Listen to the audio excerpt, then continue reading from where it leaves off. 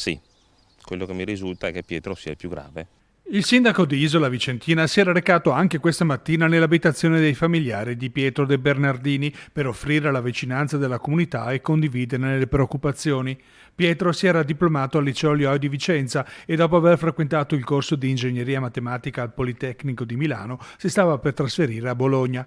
La drammatica notizia del suo infortunio in Norvegia non si era ancora diffusa nel vicinato e ha scosso i presenti. Quella macchina con No, con la valanga, è stato travolto da una valanga. Era un appassionato di montagna.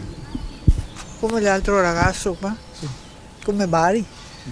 Mamma mia.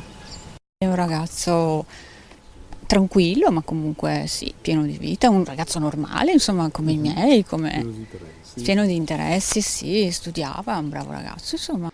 Pietro, sì, beh, è un ragazzo che lui, come si dice, è sportivo anche nel centro, senso, 26 anni in questo momento. 26 anni, speriamo che sia tutto bene.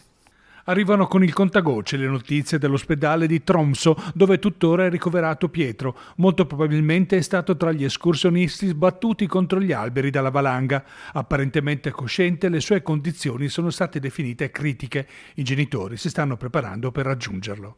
Sono in contatto con l'ambasciata italiana in Norvegia e le notizie naturalmente sulla salute dei superstiti non trapelano in maniera facile dagli ospedali perché c'è una stretta legge sulla riservatezza.